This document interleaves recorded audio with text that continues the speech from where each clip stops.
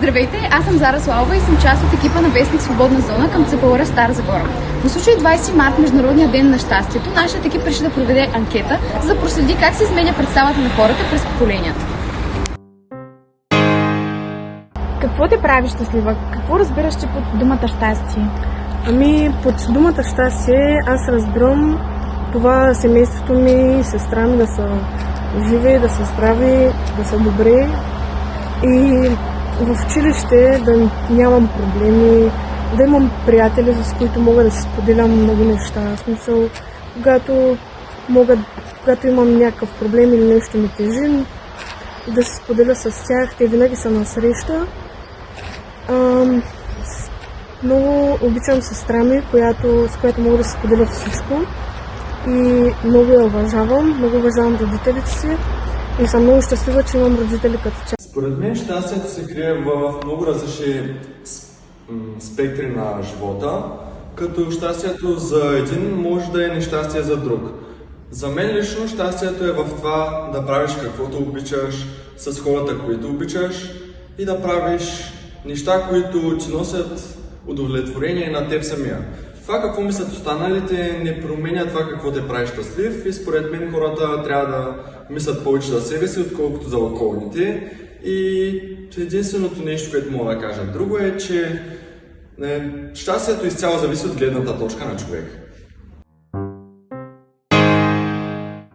В какво откривате щастието? Аристотел е казал, щастието зависи от нас самите.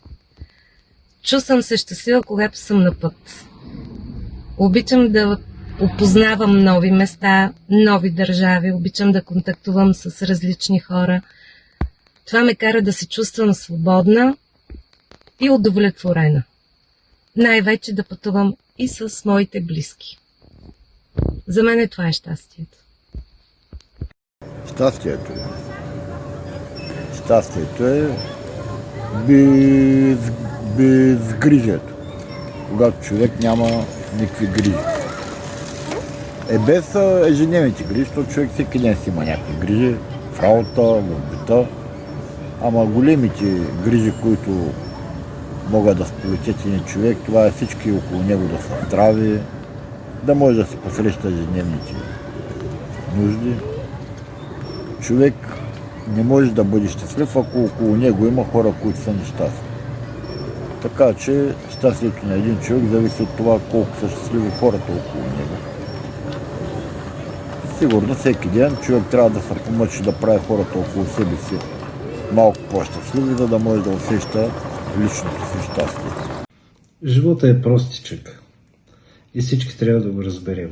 Когато виждаме усмихнати хора, когато се казваме по нещо добро, когато си помагаме един на друг, когато имаме реалистични мечти и се сбъдват, когато виждам семейството си здраво, когато виждам семейството си усмихнато, какво повече? Това за мен е щастието.